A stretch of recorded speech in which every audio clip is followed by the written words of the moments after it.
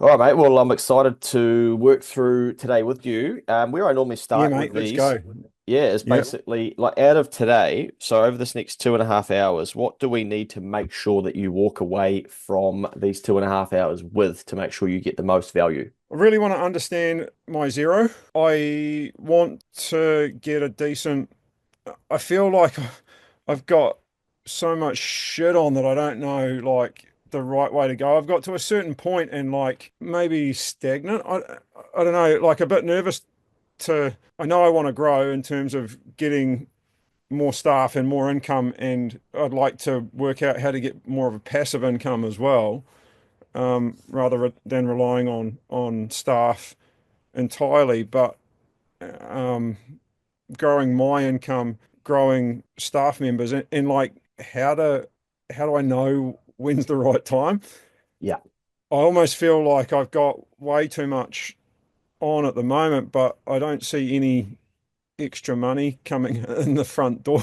And like I felt like I was going real well into the back end of last calendar year, but then since this calendar year, just the first 3 months were just rubbish, and then the next three have been average, but like I just feel like my money's just going nowhere in Okay. terms of like I've had $40,000 in my tax account since December last year. And so I've earned money, but and put money in there, but it just seems to be going nowhere. When you say So going nowhere, do you mean their money's not going to anything, or do you mean that it's not increasing?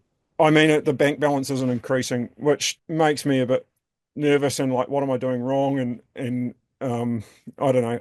I guess I probably suffer from a bit of imposter syndrome in terms of am I good enough and am I doing things right? And I suppose also like every trader you come across, the tool stuff is sweet, but the business stuff is, yeah. I mean, I did fifth form accounting when it was fifth form accounting and I got 49%.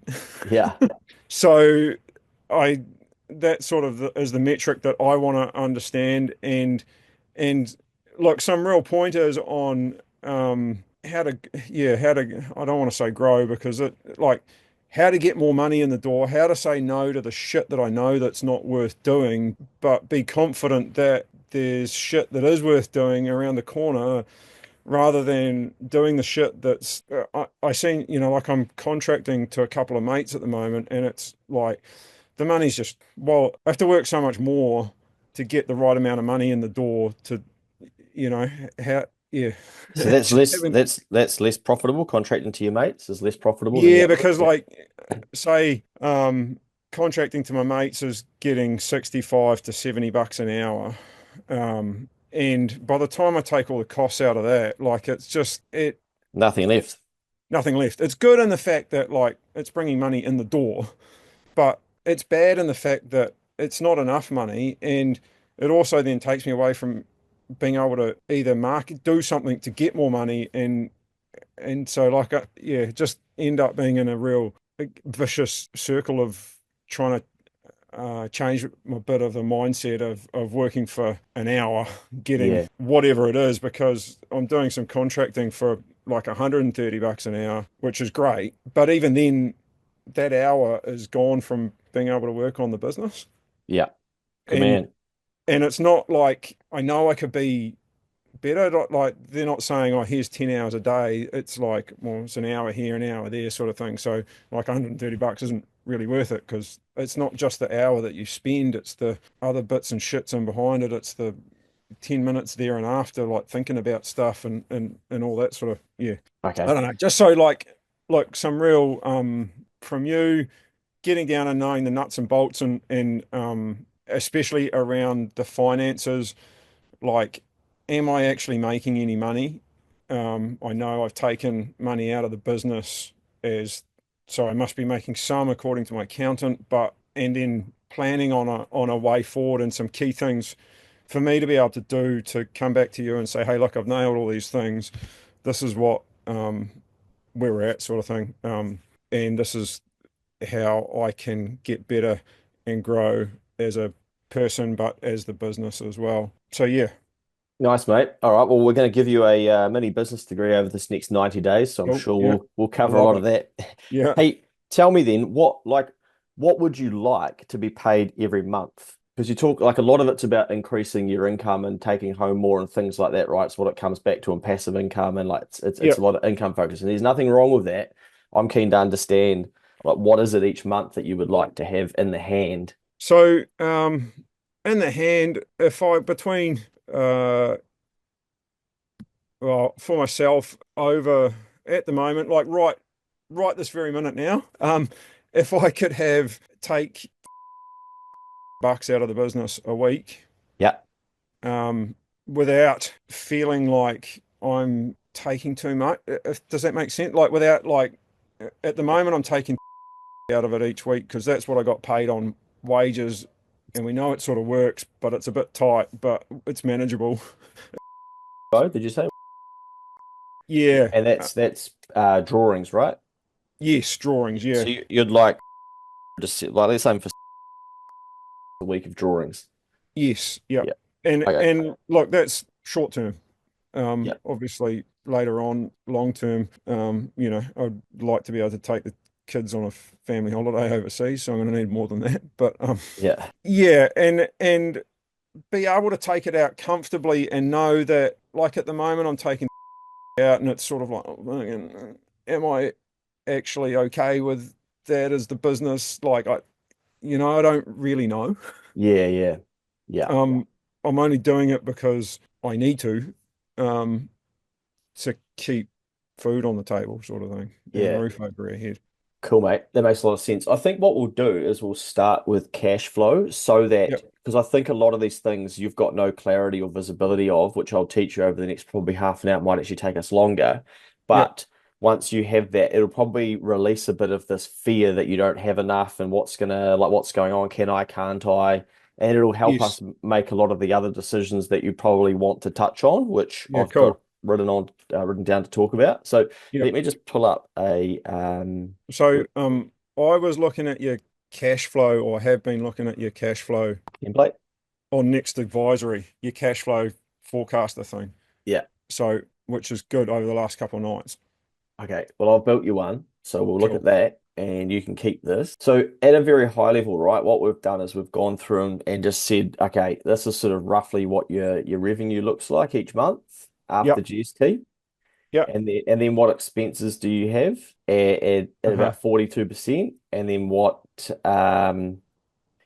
the rest of these look like. Now, these are all smoothed, right? So they're not accurate to the dollar and to the cent, and they don't really reflect, what the business is going to end up doing. No. But then you've got loan repayments in there as well.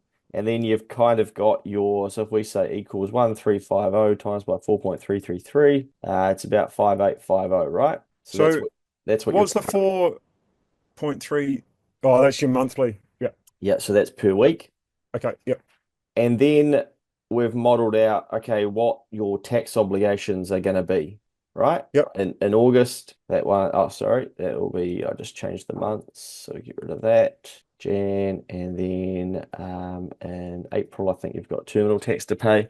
So this Yep. is based off of um, what your, Last year's accounts. Yep. yeah, yeah, Yep. what was in there, okay? Yep. No, that because it looks familiar. It does. Yeah. That's good. And I can see that you've just averaged everything out, which is sweet. Yeah. I understand what you've done. Okay, so let me just find but I want you to understand because I assume these are finalized, which it seems to be. So I've added together Claire's plus Yes. yours Yep. that you sent over. So you understand the difference between terminal tax and provisional tax. So it's basically provisional is Yeah. the obligation you're paying towards having a similar profit to Next the year. yeah. Yeah. Or So this year, rather. Yep. yeah. So your finance, your accounts, if we start there, just to give you some understanding of that, this basically says that in that year you had what is called a shareholder salary of 85,000.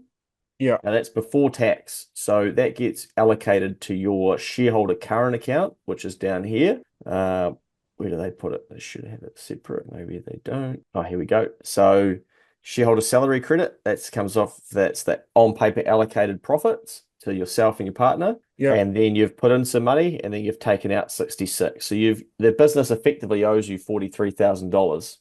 But remembering that you've got tax to pay, that tax to pay will be a drawing as well, Yeah. and that would bring that balance down.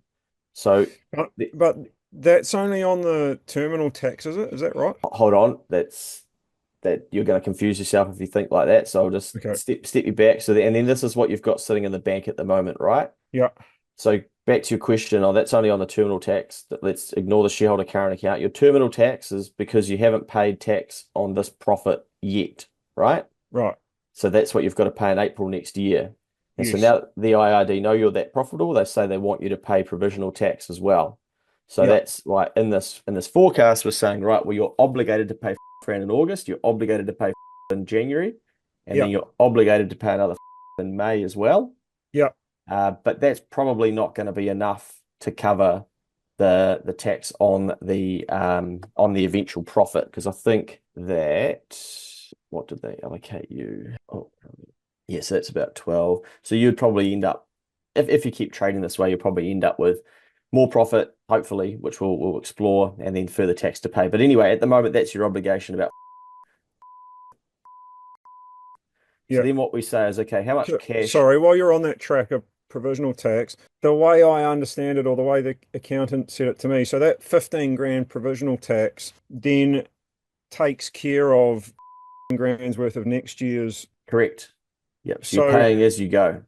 yeah, of this year's rather. So then would I say I earned, oh no, I'd still have provisional tax. So that might jump. Like if I earn more, then essentially I'm still going to have those three provisional taxes next year, but they'll be more than grand. Is that right? So when you do your next set of accounts for this current financial year, which will Yeah. finish 31st of March 2026, you would have paid worth of tax towards it based on 2025, Right. but you'll finalize the accounts and go, oh shit, actually we're more profitable. And Yeah. the IRD will say, oh, you owe us the difference. You owe us that in April the following year again. Yeah. Okay. So Or that would be then my terminal tax. 12,000 or whatever will be more. Yeah. Terminal tax will be Mm. more. Yeah. Okay. Yeah. However, given that the data is live, basically in April, May, you can actually have a look and see, well, what did we actually make in that 2026 year? And you can pay in advance. You can pay more than the ID obligation. Just Right. very clear on that word obligation. This is your obligation at the moment, but Yeah. you can actually pay to stay current. So you might be more profitable and you might say, we're going to pay grand there. And there's nothing, to stop you doing that. And you then, when Right. they finalize your accounts, you wouldn't end up with a terminal tax bill. This is all under the proviso that you do end up more profitable than the current Yeah. financial Okay. year, right? No, we're Yeah. ending up more profitable, mate. I'm not fucking going backwards. Good boy. Okay. So what this then shows us is then, okay, if we have are these loans, right? Merrick, Rothbury. Yeah. So Rothbury finances my insurance, Yeah. and Merrick is your favorite bank, Heartland Bank, Beautiful. Yeah. for the vehicle loan from Okay. a Ranger. Yeah, nice. Ranger, mate. So you've got at the moment. So what this is then tracking is basically what happens to our closing bank balance should we do grand of sales after GST. So it's all GST exclusive to ignore having to Yep. put GST aside, but we'll come back to that. Yep. Yep. And then your loan repayments and paying your tax, what's going to happen to cash? And as you can see down here, you stay around that mark. So you've cleared this is after clearing your tax, plus then paying provisionally, and then you've still Right. got grand left there. So what I'm going to show you straight away before you jump into your next question is going to be per week Hmm. that you take out, and what's happening to cash, we're going to end up with. So you're not going to run out of money, even if from tomorrow you start taking. Okay. Sweet. So the first thing I want you to do Yeah. before we decide on anything else Yeah. is to change that to 17, Okay. because we need to reset the baseline of like what your worthiness is or what you feel is rewarding, right? Because it feels like a big jump to that, or that's where you'd like to go to. I think you're already there. Okay.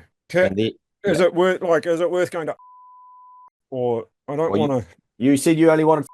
So you set your goals low. You gotta live with them now. Now we can explore that. We can play with that. But I think there's some other things you might want to do in the business as well, right? So like we Yeah, want to totally. I don't want to. starve the business of cash and then freak out. But I'll just on your question, let's just say, okay, Yeah. we say a week. What does that then look like? The answer is still going to be yes, you can take that if you want. You're still going to end up Okay. with grand. left there. Okay. So Right. you're not going to run out of money, but you're going to watch that bank balance go backwards. But that's fine because that money that you've got to set aside. Another way to look at it is basically you've paid yourself so lean over the last 12 months, you could actually take a lump sum out because you've got too much set aside for tax. You've basically got you've got you've got your whole you've got last year's 30 tax plus. plus plus this year's tax set aside already. Yeah. You know, Okay. yeah. So the good thing is, yeah, if you want to move to like that's possible. Yeah. Um, but we will play with this cash flow to see, okay, what else is happening. Yeah. Yeah. No, that's Um, sweet. Awesome. yeah.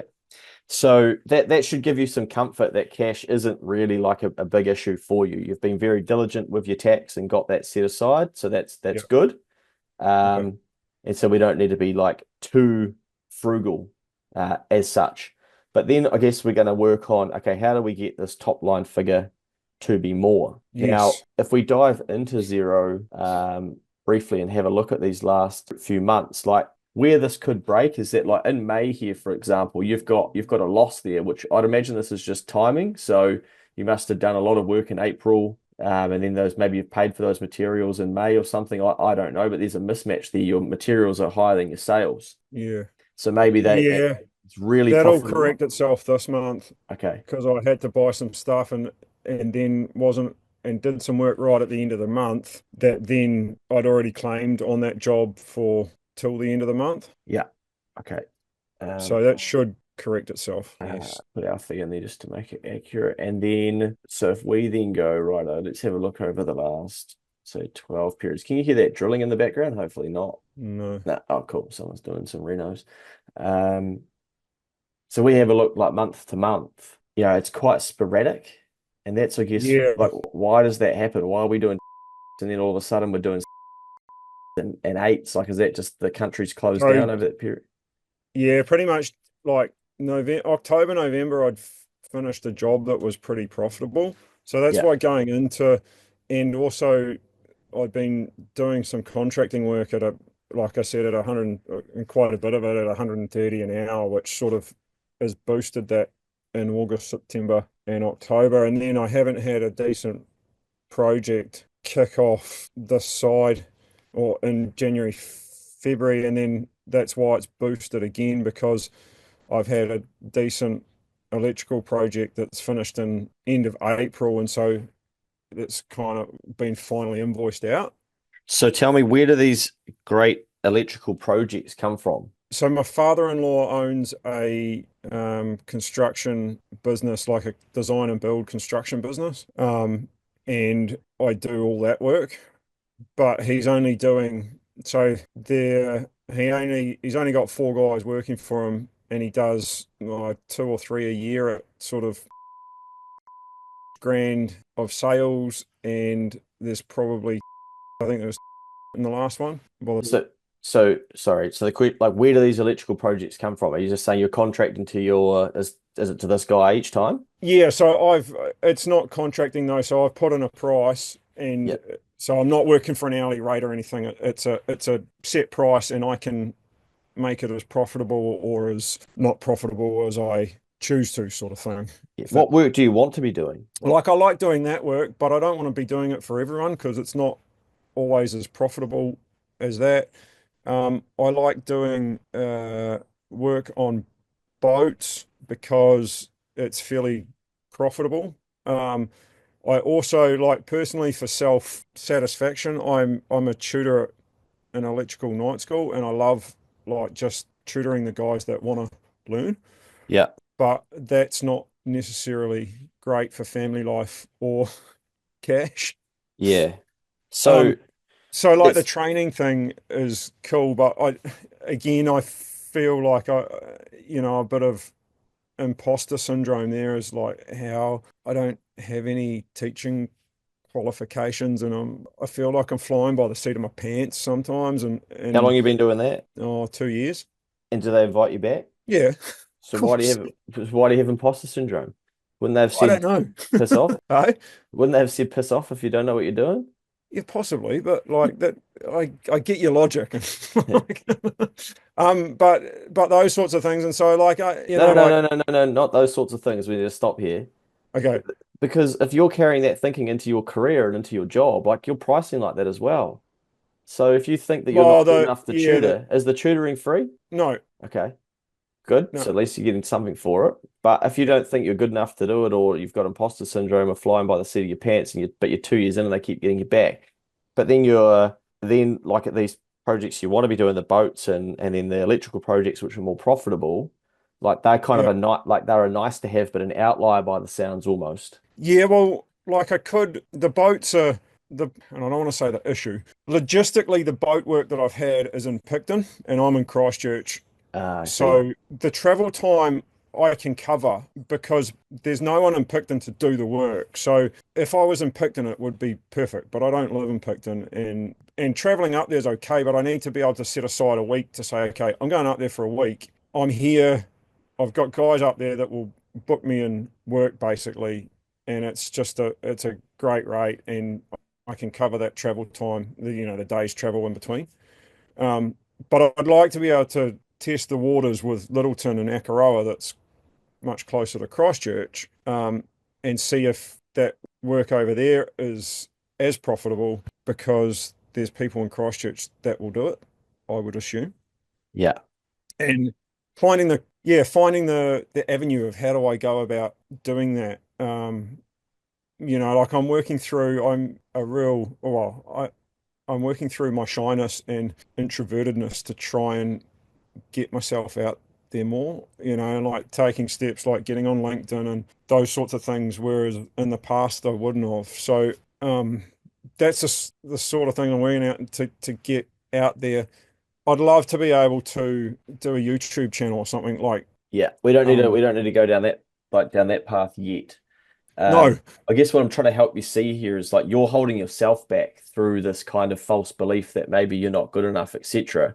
And yeah, what it's doing is it's stopping you from doing the basics. And the basics are let's reach out to Littleton, Akaroa, boat builders, or whoever these people are, and yeah, let's ask them, hey, who's currently doing your work? Do you need any help? I help with this. I'm also the tutor at blah blah blah.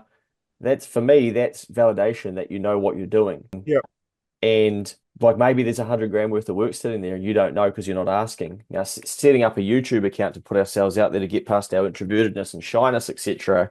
That's good training for us to try and like, become more comfortable putting ourselves out there, but it's not the right way to find out if the right. work actually exists, if you know what I mean. Yes, yeah, Yeah. So I guess the question I often come to with clients is like who, not how. So who would know if that work exists in Littleton and Akaroa, if you know what I mean. yeah, Like, exactly. Okay, yeah, yeah, and let's go and ask them. And all that happens is they say no. And we're, okay. yeah, But we're now at least we know. yes, Because someone must be doing it, like you say, right? Well, how come they've got it? And who's in that world? So we need to start building a picture. yeah, And then we need to make sure that if we do take it on, we don't go, oh shit, I'm not good enough. I better charge a lower rate. We gotta, still back ourselves yeah, and add value to what it is that they're trying to achieve. yeah. Yeah. Does that make Okay, sense? yeah. I'm not So an imposter then. good man. Yeah. Well, I mean, we all have those thoughts, right? But they can hold us back. So I think a big part of this over the next 90 days and beyond too is going to be resetting your mindset around it. Yeah, yeah, totally. Otherwise, like all we do is we say, well, with your cash flow as an example, we say, well, right, you can do $65 an hour for 2,080 hours would be amazing. That's 135 grand worth of income, which Yeah. is 11 grand for the rest of the year. I doubt that's exciting or appealing to you, right? By the time you pay for your costs and No, shit, because that's the other thing. you have Like travel. contracting to my mates, it's not like I don't get anything out of it. Yeah, Bar the money aside, like if they paid me, bucks an hour, which I'm getting out for doing this other project management contracting, I don't get anything out of it. I don't find it enjoyable. It's not, like it, yeah. I'm not making myself better by doing it yeah. So why do you do it? for cash flow, for Yeah, money. Like and like I said, you're right about the mindset. I've got to get out of this mindset of swapping hours for money because I know it's holding me back because but I have this fear of not having enough money in the bank, which you've just dispelled completely with that cash flow calculator. But like I have this fear of having to say to Claire and the kids, look, we're in real trouble here, and we're because I haven't gone to work for 30 hours and earned any money this week, when in fact I may not have done that, but I've spent 30 hours working on the business, which in 2 months' time is going to pay off because I've got way more profitable work. And how do I attack that? As I guess, like my mindset, I know what I need to do. I just love a pat on the back and say, and you've already done that with your cash flow thing, but saying, okay, you're doing great. This is what we need to do. But to go forward, say no to that 65 bucks an hour Mm. and you'll be okay. Yeah, yeah, I've got a mate of mine that wants to do, instead of doing 65 bucks an hour, he wants to do joint ventures and profit share so that it makes it more lucrative for both of us. But I get a bit dubious about that because I know that my job that I'd throw into the pot has got profit in it, and he hasn't done any of his jobs. So he doesn't know how much profit he's got in it. So it's like I'm taking a fucking gamble here, and it could be all right, and I trust the shit out of him, but like, what if it's not? What's he trying to solve? What's he trying to achieve, do you think? So he's trying to achieve. It's his first year in business. He's very, I'd say he's great with sales and talking to people, and has a great network of people that he knows because he's a Christchurch boy or whatever. He just that's his thing, and he's thinks he's got a huge amount of work lined up, and he doesn't want to hire anyone. He wants to, at the moment, he doesn't want to hire anyone. He wants to be able to, and he wants to have someone reliable to do the work with him. And he knows that at 65 bucks an hour, he's going to find that hard to find. Yeah, 65 bucks an hour, you're turning up and you're doing your 8 hours worth of work or whatever, and then you're walking out the door and not giving a shit about the rest of the project. Whereas if you've got some profit share in it, then you do. But if you don't know what the profit is, then that makes it hard to get excited. yeah, gotcha. Oh, my take without really understanding it is that like you're both kind of trying to get somewhere, and then you're both looking at each other, or probably more so looking at this guy as like he's looking at you going, "Oh, you can be my delivery guy. Like you can do it." And then we can both kind of benefit from it. My question is, do you need to?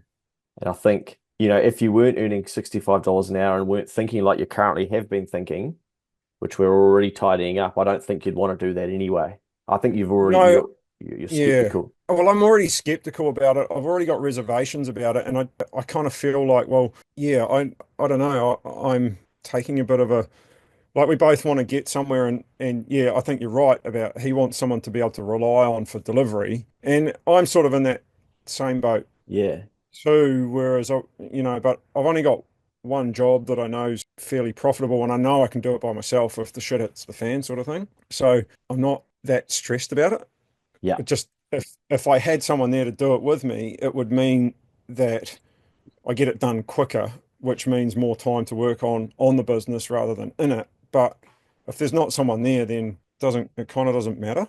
Yeah. I guess we can't put the horse before the cart, right? So Mm, like just because you hire somebody, say, or have some resource doesn't mean that you'll start working on the business. Now, it sounds like it would, but the risk is that you bring somebody on and get some support, and then you're just going to be more worried about cash flow. yes. And Yeah. then you're going to go, fuck, we need to take those $65 an hour jobs. You go and do that. And then the person you take on does that. And you charge them out at 65, but maybe you pay them 35. So you think, okay, well, I'm kind of winning here and I've got my time back. Yeah, that kind of makes sense, right? But Mm, you still got to go out there, and we don't want to be doing that anyway. So like mm, why double up on the methodology that we're already can, be pretty clear on that we don't want to do? So I yeah. think the beauty is, mate, you've got yourself to a really good position to like go and build the business. So if we look at it this way, right? Okay, here's your outgoings, but there's your cash. Yeah. Um, like if we then say, righto, you're taking, and we drop that back down to per week, and just that's what you're Yeah. currently paying. Okay, what does this then look like? So here, like you could stop, for 2 months bringing in any income, Right. and you're about to run out of money when you do that in month three. But if we say, right, well, then you bring in grand there, you actually still then get through, Yeah. and then you For another start three running out. months. You know what I mean? So like, Yeah. I guess what you could stop anything right now, and you'd have Mm. no cost there as well.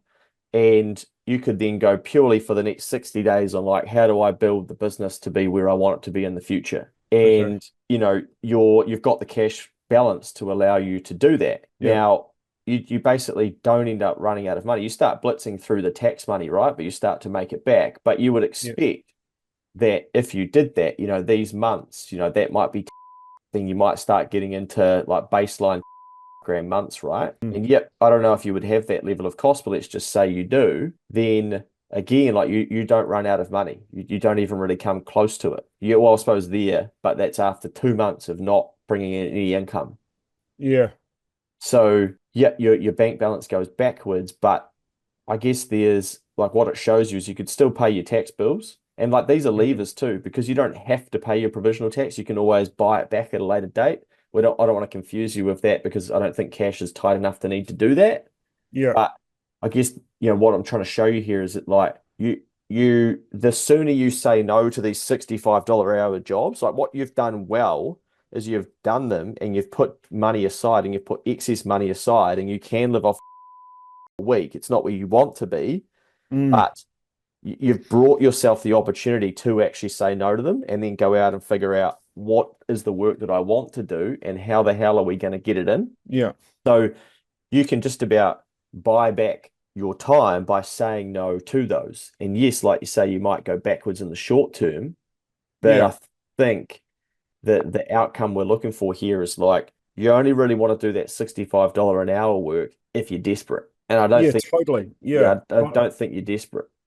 Yeah. And so it's not like thanks heaps because I have now just seeing that and talking to you, it's like now I know I'm not desperate, but I Mm, thought I possibly was. But without, you don't know what you don't know, I guess. yeah, for sure. Yeah, You know what I mean? Like, because I have not done this cash to flow thing and didn't know how it works. It's been a real boost to be able to see, hey, look, I'm not in as much financial strife as what I think yeah, I might be. And well, at least giving me the confidence and like knowing that I'm not in strife rather than the uncertainty of not knowing. exactly. Yeah, mate. And so this is just the foundation, right? Then we get start to Yeah. getting into some sexy stuff of like, okay, well, like what do we want and how are we going to do it, which we'll come to.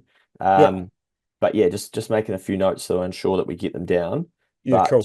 like I would say no to $65 an hour because you're right, like you've already identified it. All that it does is it creates opportunity costs. So the $65 an hour actually costs you money Oh, because like totally. Like, yeah, yeah, I get it.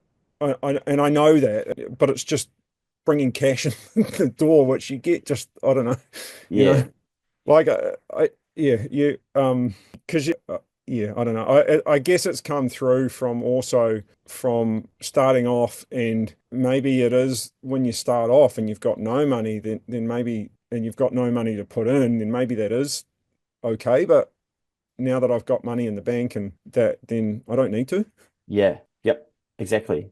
Like the other thing to think about is that like this balance here, right? So that you owe the Yeah. ID in April next year, you Mm. can actually finance that. So you've got a whole nother year if you want to. You have to pay interest on it. So you could Yeah. like if things were really tight and we can't go out there and win work, which I highly doubt, Yeah. you do have the option to go, I can't afford to pay that there. Bang, we don't. You still owe grand, but it becomes a loan. And then basically we add Yeah. it down Okay. here, and over the next 12 months, you pay, you know, and you Yeah. clear it in 6 months' time or whatever. So that, and this is the beauty of like doing something like this, is that Yeah. you get like you've got access to this knowledge. So like every one of these payments to the IRD is effectively a lever. Now I'm not saying deliberately get behind on your tax. I'm saying hang on, the rules allow us to turn our tax into a loan if we need to. Now it's not always Right. good advice for people, and a lot of people don't do it. But you think about it like in a growing business, sometimes it's a lever to pull. So think about a mortgage advisor. They might make a lot of Yeah, profit. They end up in that top tax bracket. They need to be paying like 20, 20, 40, 20. yeah, And they go, you know what, actually, I want to buy a book of clients. There's a 30 grand block of a book of clients come up. I want to buy it.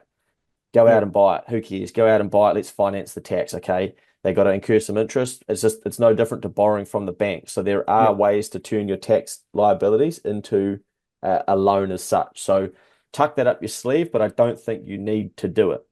No, I'd rather not. But look, Yeah. Yeah. having the confidence to know that it's possible. Yeah. Yeah. Yeah.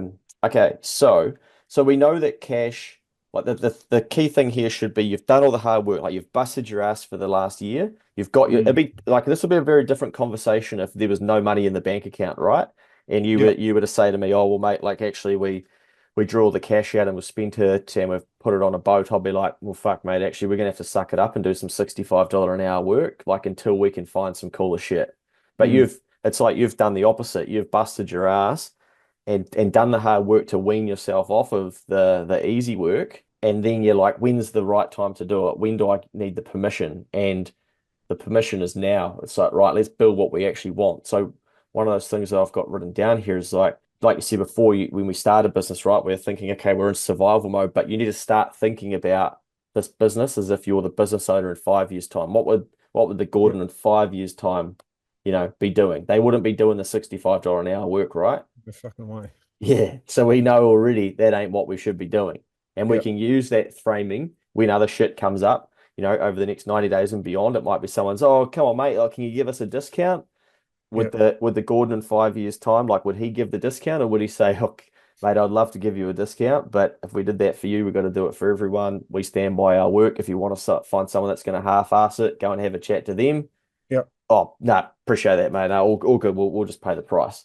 You know what I Yeah. mean? So like that's a good theme and just a way for you to sort of keep resetting your mindset because I think you've already identified that you do sort of lean towards that imposter and whatnot.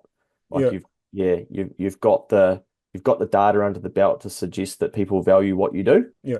Okay, cool. So let's not, let Thank you. people take advantage. I assume you're already doing this, but with your GST returns, it'd be good to just Yeah, I move. saw that the other day and on your one of your videos and I thought that was awesome. I didn't realize you could actually do that. Yeah, So that was another thing that had sort of not necessarily hanging over my head, but like it's one of those, like yeah. And um be keen to understand like, oh yeah, okay, move it from the tax account and have an own GST account. yeah. Yeah, Yeah, okay. so I mean like move it from your OO account or whatever your transaction account is into the GST account, so your tax account, and then just Yeah. pay your GST from there. So like, Yeah, so what I've been doing, and this is, I guess, one of the reasons why coming and getting in touch with you and it's sorted it a lot out already, is that I've been doing a third of every invoice into that tax account, okay, yeah. which is, I guess, essentially why I've built up a bit of money Uh-huh. there. But Yeah. I haven't been able to do it as consistently as what I had at the start because, well, for whatever, like I had 3 bad months over, or 3 leaner months over December to March, or 4 leaner months. So kind of ate into it. And then I was like, fuck, I don't really actually know where I'm at. Like, I've Yeah. got no fucking idea. Yeah. I know that like my accountant's saying, no, no, no, you can take grand out and you'll be okay. And I'm like, "Well, fucking, can I? Like, how? Yeah. So, and then it came back to your thing and on one of them you said, oh, look, your accountant's really just doing your end of year. And that's what I feel like with them. No disrespect to them. They do their job, but they're doing the end of year accounts and that's probably about it. Yeah. Yeah. He's Yeah. pretty he's pretty free and open with his advice when I ask him for it, but he's not coming to me and saying, hey, this is what you should have looked at your accounts, you're in trouble or you're not in trouble, or you're doing real well or whatever. Yeah. And most accountants won't do that because they're too busy doing the compliance. And Yeah, that's get it. that's no knock on them. Yeah. Like we much No, the no, no, same. no. Sometimes our clients will say the same thing. Like they don't have the time to be going through and kind of, but when you're paying for service like this, then you expect to get those answers. Yeah, and that's what I think is great. Look, I mean, I think the first part of it's paid for itself already. Yeah, good man.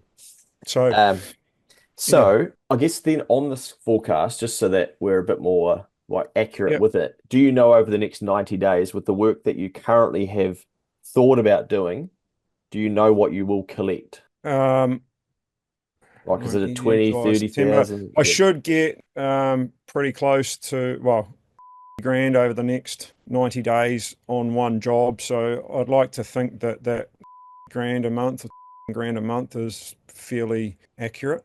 And are you doing any now stuff over this next 90? I, well, You, now I'm not, no. yeah. Okay. So you could have if you wanted to. I see. Yeah. Yeah, so like I guess um with my mate that wants to do the profit share, um his jobs would sort of start August, September. Mine's gonna start in August for 50, which will be 50 grand. I'll be done at end of September sort of thing, or start of October. But there sort of always seems to be work out there for 65 bucks an hour if you want to, if I get desperate and need to take it sort of thing. Yeah. Gotcha. Okay. But now I'm in the position where, well, no, Yeah. Yeah. now I've got a bit more confidence. I want to start drilling in and working out how I'm going to get some stuff that I find enjoyable that is going to give me some more money and less headaches. So just on that, so over the next 3 months, like will you have cost of sales of around so to generate that grand of income, like do you have costs to you? Yeah, yeah. So yeah, the materials for the job. And I guess so if we just take the grand, I've already invoiced some of it, but at profit. So When you say it, profit, what do you mean? Do you mean that of that you're going to get grand profit? So that's it'll cost you grand of cost of sales to do it. yeah, including well, it'll cost me ish, including labor at bucks an hour, which is sort of what I've been calculating my labor cost as. So it's just to keep it simple for me. If you invoiced a grand worth of work, you would then say, well, included in that would be grand worth of costs, like sorry, materials. Yeah, hold on. I should look at one of my, yeah, I'd be looking at like grand out of that would be potential gross profit out of the job. So that's after you putting But in a, that's including some labor in there for so materials and labor for but the, that's say the hours to do the job at 65 bucks an hour. So depending on what way we look at it, so is yeah. that for 100 grand job? No, for a 50. Okay, so let's go. Yeah, so for a 50, so for 50K job, you've got materials of how much? Yeah, labor. So labor costs on there of about and material costs of about So your profit margin on it as such is around because that's the labor plus the material. So that's the sales minus the materials, right? yeah, yeah. Yeah. But you create such a large opportunity cost by chewing up 123 divided by 40. There's three weeks of work, right? Yes, yeah, Yeah. 3 to 4 weeks worth of work that if I'm doing it myself, you're right. There's there's no time for anything else. Yeah. The real risk with that as well, mate, is that like if you think about it, if you've got to go and buy grand worth of materials Mm.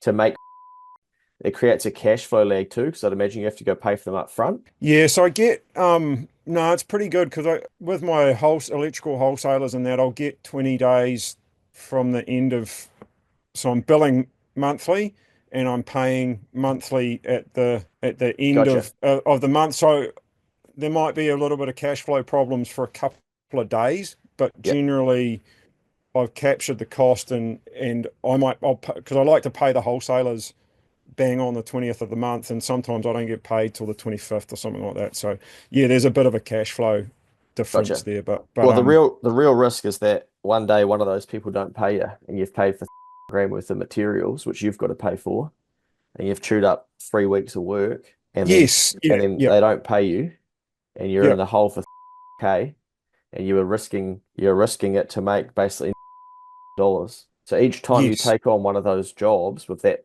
level of material, yeah, the risk is that one day one of them doesn't pay, and it's going to wipe out a shitload of profit for you. yeah.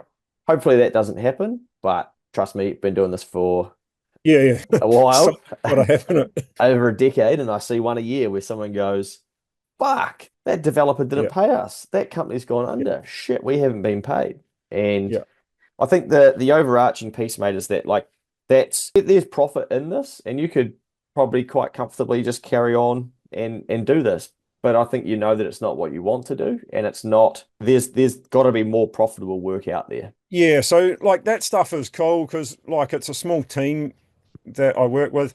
I'm not like super worried about the contractor not paying me because it's my father-in-law, and Yep. but it is at the back of my mind, and more at the back of my mind in terms of, well, if he falls over or decides to wind it up or doesn't get the next job or whatever, then that's a, I understand that it's too much of my current workflow to easily replace that. Yep. So like he's sort of, if I do, yeah, well, it's grand a job, and they're sort of all at grand a job, but then there's potential also after it to do follow on work for the people that he sells these developments to, sort of thing. So I I get my see. name all over the switchboards and stuff like that to try and generate some after sale stuff or some after contract stuff which I can do at a higher rate. Yeah. Well, I guess the other way to look at that is that you end up with plus that, so that's bucks worth of profit, right? And it takes you roughly 123 hours. Yeah, So that is a hourly rate of around. right. So that yeah, that's pretty good, right? If you could do that all year round and you did 2,080 hours of that somehow, if that's even possible, Yeah, you'd be looking at, yeah, which is yeah, it is profit. yeah, totally. Yeah. But Okay. it's like, is that realistic? Can that be done? What's the risk of that? Seems like it's low risk. But again, that's Well, another avenue for you to do. Maybe you just, yeah, if that's possible. yeah, I guess no, because he's got a smaller team. They're physically only able to do, let's say, maximum of 4 sheds a year. They're only doing two this year, Yeah, three at a push, sort of thing. So that's why, and it's intense work for 3 weeks. yeah, There's a little bit at the start, but sort of once I get into it, it's great because it's 3 weeks solid work, and then that's it for another 6 months, sort of thing. So it's then filling in the 6 months in between those with some diversification and some other stuff that fills up the cup. Um, yeah, so yeah, like the tutoring I'm I love, but it's at the moment it's on at night, and it's 2 nights a week, and it just kills family life, and I don't, I don't see it as a long-term thing being 2 nights a week, but would be keen to explore doing it somehow during the day. I've sort of gone for the current guys that I contract to, I've been pestering them about saying, hey, look, what have you got that I can do that's not coming to work for you full time? And I don't really care what it is, but during the day. So I've hit them up, and I've hit another company up that do the same thing. The other company's they're both pretty keen to get me on. It's just getting a start. but And these people giving you a start. What sort of work is that? Is it like what? And so so what sort of it's profit? tutoring as More well. So more tutoring. yeah, What do you yeah. get paid for the tutoring? Well, at the moment it's bucks a night for a 3 hour. It's meant to be a 3 hour session, but they never last that long. Okay, so you're gone from home for Yeah, 3 hours. yeah. I'm away from home for 3 hours, so like I've got to take that. And Do you invoice it I'm from the thinking, company? yes, yep, And is that including GST? excluding. Excluding. Okay. So sort of bucks an hour if we say it's 3 hours, which is there's no apart from my time, there's no costs in it. Yeah. So why do you do it? And why are you asking for more of it? So I do it because I enjoy it. I love I get as much out of it. I think like you teach it, you know it better. Yeah. And so I enjoy that part of it. I enjoy like working with the apprentices who actually want to be there and and learn something. I guess the same for you, like if someone turns up and is real keen and wants to go and you can see them benefiting from what you're giving them, it gives you a good sense of achievement. Yeah. And feeling as though you're like I feel as though I'm providing back to a community that's done it that I've got so much out of, sort of thing. Yeah, nice. And then so I've asked them if there's any like sort of day work I can contract to them to. I don't know. I haven't got to the part of what the actual financial side of it would look like, but I'm just trying to get them to say, hey, yeah, we can. And I've gone to another company as well and said, look, you do training. I'm in Christchurch. You're based in Auckland. Can I do your training in the South Island sort of thing? I see. Um, Yeah. so they've pretty sort of said yes, but I haven't got anything from them. They're in the process of getting their business started. So it's not a going to happen tomorrow type thing. But yeah. And who funds these organizations? So the one that I'm currently working with at the moment is Itco, and they are an apprenticeship based training trust. Okay. So they are kind of like a labour hire company for apprentices, but they also do the training of the apprentices and put the apprentices through the required bookwork to get an electrical qualification. So for a company, for an electrical company, once you've got an account with Etco, you can ring up and say, hey, I need an apprentice electrician to start on this date for X amount of months. And all you're paying is a hourly rate for them, so to speak. The other one that I've approached that's probably more favorable is a offshoot of Master Electricians, which is the Contractors Association of New Zealand. So every electrical contractor pays a subscription to them if they want to be in the Master Electricians. They've started a training company because there's a gap in the training after you finish your apprenticeship. There's no like real, okay, if you want to learn about a specialist area, you're left to your own devices, Yeah. and it can be they're trying to tighten it up. The electrical industry is trying to say, okay, well, no, you can't go and do, like it used to be, you're an electrician, you can go and do any electrical work you want to some extent. But they're trying to tighten that up to say, okay, no, you need to actually have training and prove that you're competent in certain areas if you want to work in certain high risk areas. Okay. So they're starting to offer some training, and I've gone to them. The training that they offer will be a pay per course type subscription, I guess, or cost. So an electrical company will ring them up and say, I've got 8 guys that I want to get trained in this area. What's the cost Gotcha. for a day's worth of training, sort of thing? So, yeah. Okay. So could you achieve what you get out of tutoring in another way? Yeah, like I guess I could do private tutoring for apprentices that want help. What about hiring an apprentice? Yeah, yeah, Would that give you the same? Because it feels like the tutoring is a way for you to give back and it's important to you and it's fulfilling. yeah. Are you going to be able to do it in 5 years' time? Or would you do more of it in 5 years' time? Yes, but not at night. Okay. So yes, I'd go in and train apprentices during the day, but the nighttime is just yeah, it doesn't work. Okay. So should we pull the band-aid off and stop the night stuff like straight away? Or do I'd you love need, to. I've probably committed to another. I haven't given them enough time to say that I can't do it now, yeah, but at Christmas time was my sort of thing to at least step away for one night and yeah. do one night a week. So the rest of the year you're probably committed. Yeah, I am committed to doing the 2 nights. I can take a night off here and there and just say them. But Yeah. yeah. And to go back to your previous question, yes, if I had an apprentice, it would probably fulfill some of that desire or fulfillment. I don't know, what do Yeah. like satisfaction, I guess. But then I've got another mouth to feed. Yeah. So yeah, Okay, so another question. mm, If you were flat stick doing like over this last 12 months and even for the next 12 months, if you were flat stick doing the work that you want to be doing, being Yeah. valued for your time, Yeah.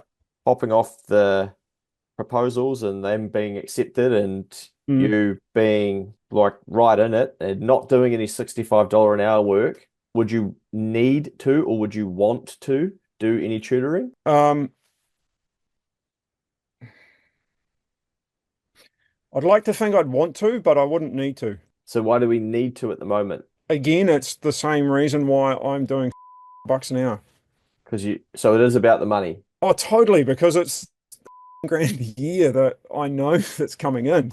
Like, Yeah, yes, it's about the money, but the 65 bucks an hour when I'm contracting, I don't enjoy that work. yeah. The difference with the tutoring is that I actually enjoy it and I like the fulfillment of, like I get it. I get it. yeah, Yeah. yeah, Yeah, yeah. I see this all the time, and there's a method to my questioning, and I'll come back yeah, to it. But if we just step uh, this out, yep, it's you said it's a year that we know is coming in, right? yeah, But it's 6 hours a week that you're away from your family and that you can't be doing something else. That's 312 hours a year. And you might say, oh, it's not every single week. Okay, that's all good. Let's just go divided by 300 hours an hour. Are you or are you not more valuable than an hour to your my family? fucking right, I'm valuable than way more valuable than bucks an hour. There we go. And is it worth it if your family's safe, fuck mate, we don't see you Tuesdays and Thursday nights. It's kind of getting a little bit old for us, to be honest, Gordon. Yeah, no, it was not worth it. Good man. I know I've been a little bit harsh. No, no, I fucking love it. It's Yeah, good. I can I'm tell. I mean, on, yeah, like it's, Claire's already told me, so yeah. it's not something I don't know, but like Mm. it's nice to hear things from people that don't know you and are looking at things from a different perspective. Yeah, and like part of this, mate, we see it a bit where people will be doing, I'm on this committee or I'm on this board, and then we start unpacking it all, and it's like the only really reason that they're doing it is because they're not backing themselves to find the money elsewhere. But then we say Yeah, things like, oh, it's like it's giving back and whatnot, which I'm all about, and I do a shit ton of that myself. So I'm not saying don't do it because I'd be yeah, contradicting myself, but we're actually searching for fulfillment outside of our work. And so then we validate it as well because we haven't addressed the actual issue or the yeah, underlying piece, which is my work and the type of work I'm doing isn't fulfilling me. And instead of doing something about that, we go and then bolt something else on that is, which then sort of makes it, oh, well, at least I've got tutoring to look forward to tonight, or at least I've got the committee thing and that's my good deed. And so yeah, often what I find with clients is that when we remove this and we sort the business side of it out, there's less of a need to want to do that stuff because you're like, well, actually, like I'm adding so much value in the world with the work that I'm doing anyway. I yeah. don't I don't really need the fulfillment of that I thought I once did. Mm, Or like you go, like, you know what? Let's do that, but let's do it in 2 or 3 years' time when we've got a bit more to give. And you might volunteer or you might, you know, yeah, you might do it once a quarter, or you might be able to do it every week. And you go, fuck, I've got two apprentices now or two good staff and we're making good coin, and that frees you up to go and do more of it. It's almost like you've got to be a little bit selfish over this next yes. next period to go, you know what? You don't need to be everything to everyone, and you don't need to, you know, do all this like giving back and whatnot. Like no one's saying like you have to do it, right? Like you've decided to do it, and I love it. Like I love giving back, and I Yeah, think it is really valuable. But at the moment, you're sort of you're not really in a position to do that because again, it's 300 hours where A, we're away from family, but B, in those 300 hours, you could be working on the business. And that yeah, could then lead you to more profitable work, which then allows you to then in the future be able to do the tutoring on steroids or hire one of these kids that doesn't have a job and you go, shit, actually, I've got a job for you. You know, yeah, that's just as rewarding and just as fulfilling and just as noble, right? yeah, totally. So I'm not saying like completely scrap it, but I think again, it's like I'm trying to help you see you got to start seeing there's only so much of you and the decisions that you make going forward, you need to be looking at them from a different lens, right? Yeah, and thanks because like I guess that's probably one of the things I need needed to get out of you is to get away from, I've had 40 years and probably looking at it, it all comes down to 40 years of you do an hour, you get paid for an hour. Yeah. And yeah, like getting out of that and getting into being a business owner and making those decisions and looking at it completely differently is where I need and what I need from you as much as as everything else. Yeah. Yeah. Yeah. Good man. Okay. So if we then think about ideal customers, you'd said commercial property managers, design and build firms, high-end boat owners, individuals or businesses seeking electrical training or mentoring, residential clients who trust and refer. Yeah. Who of those are going to be the most profitable or and also the more fulfilling? The boat builders, one? Yeah. And probably like design and build and commercial property managers.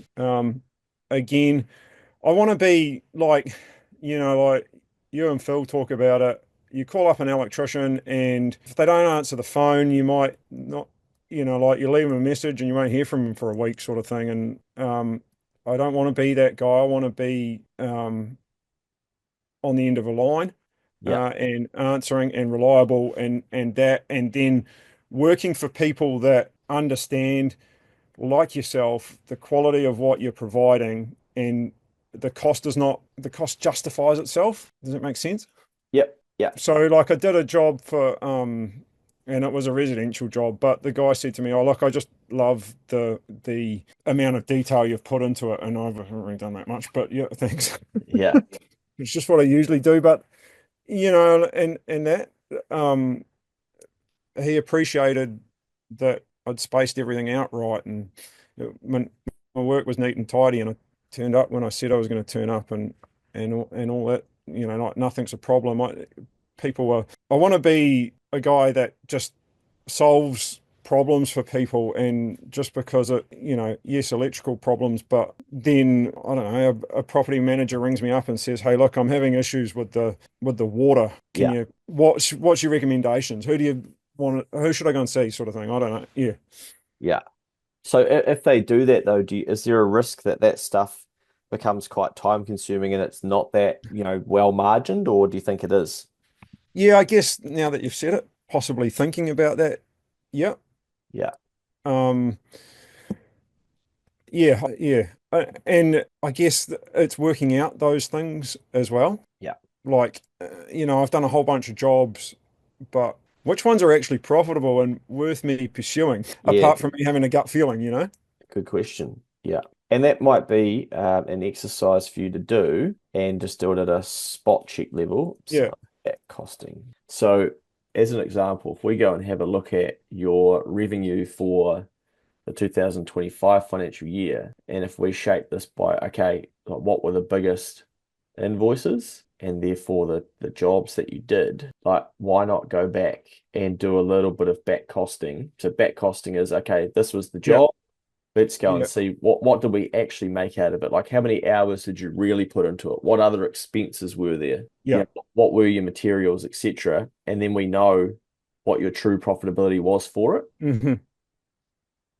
And like if you think about it, I mean these may be some of the same invoices, but if you then 80/20 it, all of this, like all of these things on here, look, you got like $3, all of this takes admin, right? Yes, So you got, $3 line items and stuff like that.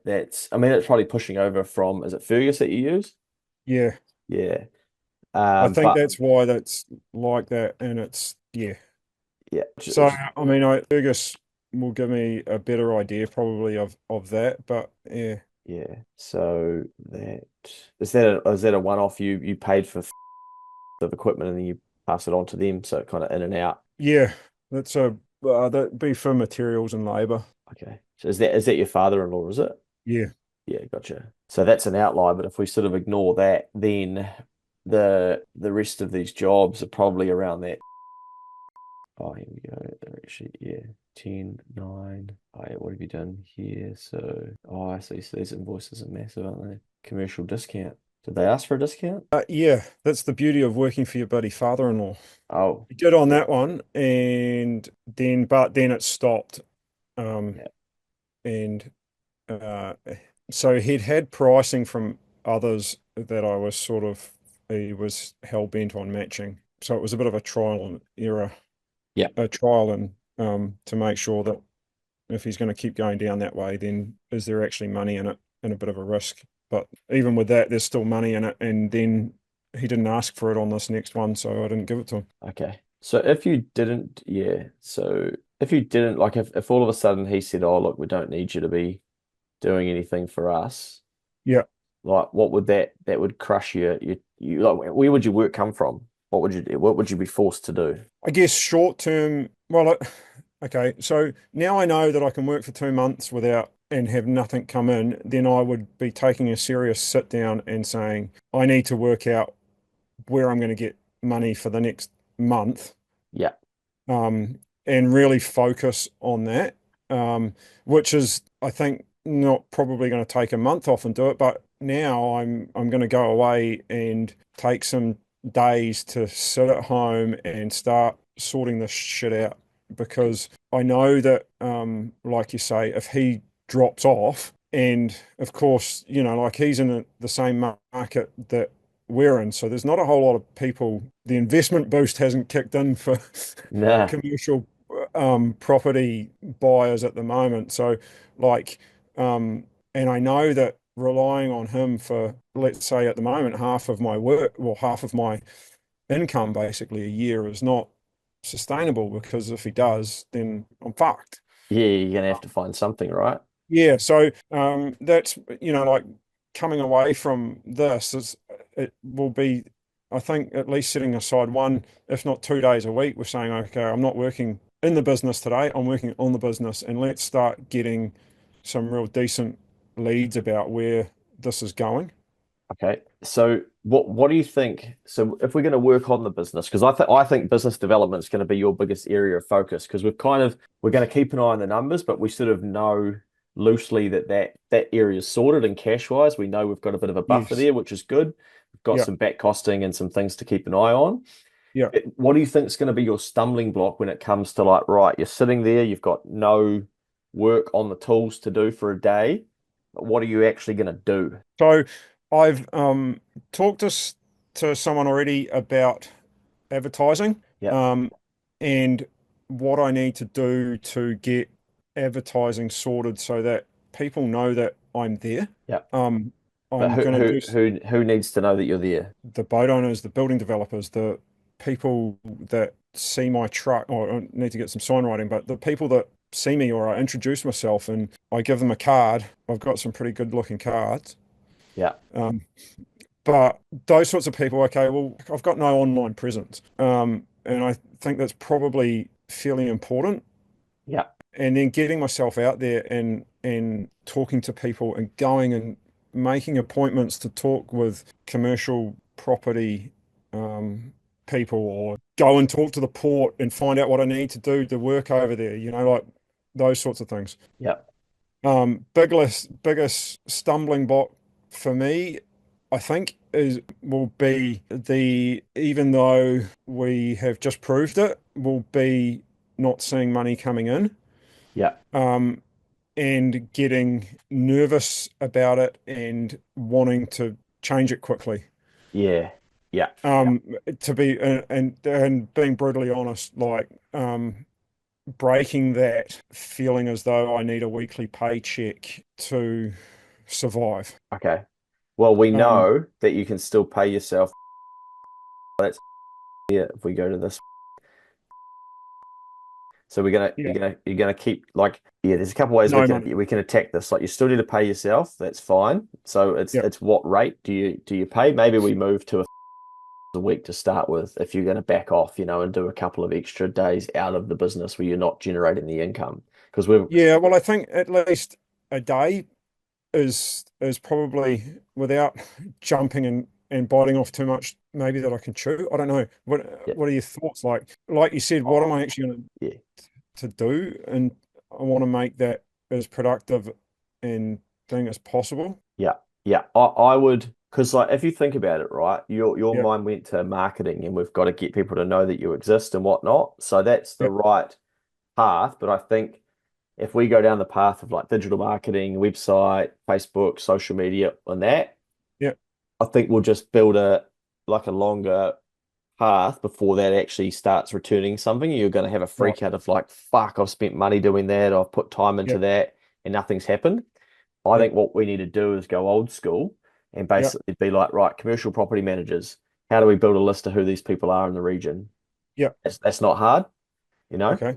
You think if you gave yourself 8 hours in a day and you sat down and you're like, right, I'm working on the business today, we want to figure out, okay, who's every commercial property manager? And we don't need to do anything yet, but just figure out, okay, who are they? How do we figure out a list? There must be a way we can Google it, Yeah. social media, we can build a list. So we start making a list. Same with the design and build firms, same with the boat builders. Hmm. Now, I think commercial property managers will be your last one, will be my hunch. Yeah, I've called and like this is I can just hear you telling me off already for it. I've called one. Yeah. And how'd that go? What, yeah, kind of what I expected. Uh because I'm called Bailey's, who are probably one of the bigger commercial firms in town, and um they're like, well, nah. He was real good on the phone, and I learned a lot from it. He just said, well, you're not big enough for me. Like, you can't service what I need you to service. So Yeah. sorry, it's not, thanks for trying, but if you're one or two people, I've got X amount of properties that I need to be able to ring you up and say, I need you here now. And I know that you can't do that. And I'm like, okay, perfect. You've Yeah. given me what I need to know for you. So I need to, if I'm going to go down that, well, I need to start little, and that means starting with the smaller commercial property managers and going there if that's the route that I'm going to go down. Um, So there was a good answer in there though, right? That he gave you. And he basically told you what he values. He said, I need you there right now. So it's also a danger because if you do go down the commercial property manager route, the thing that they value is speed, right? yeah, And if you tie yourself up with doing a boat build or something, sorry, mate, they're going to go, fuck, we can't use that guy. He's not available. So then your brain's going to go, oh, we need to hire someone so that I am available for that. So that's why I say, yeah, I think commercial property managers yeah, build the list, but I think they're not the like they're not the path out of this. Or you got to commit to it and be like, I'm your guy. I'll drop everything. I'll go there right now. Like I'll make myself available, and then eventually you'll tap yourself out, and you end up hiring or whatever, and you specialize in that space. But yeah, I think you kind of know what business looks like if you target that area. right, Maybe you do a blend of it, and you do some of it, and you have maybe a client in that space. But I think if you go down that path yeah, you'll just be looking at your phone all day waiting for it to ring for them to go, need you right now, something's happened, yeah, whatever, yeah, not the gutter, but okay, you know what I mean, right? yeah, So you need to be, yeah, like you got to think about what do these people want, and they're probably going to want trust and speed. And he sort of yeah, said that on the phone. You're not big enough for me to trust that I can basically ring you and go, shit's hit the fan, fix yeah, it. And I've got an older client or previous client. They sold their business, but they were in this commercial building space, and that's yeah, exactly how they were valuable. Like they would have to be, ready to roll. Hey, this has happened. We need you on site. Come and fix it. And they would then do regular routine maintenance. They would just have presence on the sites of these big factories and whatnot. yeah, And that, oh mate, whilst you're here, can you do this? yeah, So again, goes back to marketing principles because they were visible, they ended up making more money. But yeah, they secured those sites and became like the guy. Great business to sell as well because you can say, right, we've got relationships with this factory, that one, etc. yeah, Not saying you've got to go down that route, but you've got to think about, okay, if I do, like you've got to be a bit deliberate about this because we're trying to build the business over the next 5 years, right? And next year, we're not yes, just like, hey, and who's got some work for us? yeah. And then I, this, yeah, you go. oh, sorry. I guess that commercial property thing comes back to when I was doing my apprenticeship and I worked for a guy in Wellington that had 30 buildings that he had the regular maintenance on. Yeah, So he would go once a month into these buildings, and they're high-rise buildings in town, and he used to wear short shorts and shave his legs, and all the receptionists would love him, and therefore he would get the work Yeah. afterwards. And like it sounds real stupid, but like Yeah. that was his thing was that okay, well, let's get in with these guys and we'll do a monthly routine maintenance. I'll show my legs off, and they'll remember me. I'll talk to the like I'll take extra time to do it. I'll talk to the people there. I'll talk to receptionists. They know I'm an electrician. Next time I'm there, I'll get all this bolt-on work that's not part of the contract that I'm collecting on, sort of thing. And so that's where that came from, and the idea I had of that was to replicate that to some extent. But I understand that now from what you're saying is that I might be creating a rod for my own back, sort of thing. Yeah. Yeah, well, like I say, not to say that it can't work and it's not something to target, and maybe you have a blend of it. It's definitely someone's going to be spending in that space. Yeah. So, yeah, like definitely, build the list, but just be mindful of like what it is that you will end up creating if you go further down that path. Yes. The boat build stuff you say you enjoy. So like that, that for me, that just feels like you're good at it. You're going to then value yourself. Did it Mm. have good margin? I guess you got to do some back costing in that space to see. Yeah, like off the top of my head, yes, because I can charge bucks an hour and put on the materials. And also, if I'm going to Picton, people don't care about splitting the travel costs. If I'm doing or if I'm going up there for a big job, then the travel costs are just part of the job. And because there's no one available up there, they don't really have much option, but it doesn't, like they haven't blinked an eyelid. So I'm going from more at plus an hour and then plus materials on top of that. On the materials, there's some pretty good margin plus the travel and that. So yeah, and the way it was said to me is like these guys have got million, well, your boat's 500 to 5 million sort of thing.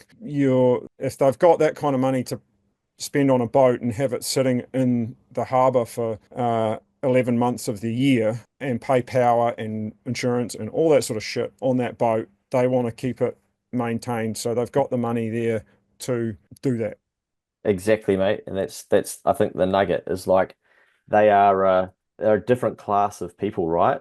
Yeah, And even you know, like if you think about it, like you say, if they're willing to spend money on all of that stuff, then of course they're then going to be willing to spend money on the maintenance. Just like when people buy a property, right? They've spent $1 million on it, then yeah, to have the landscaping done doesn't actually sound that expensive. mm, Seriously, like have many people saved grand in their life?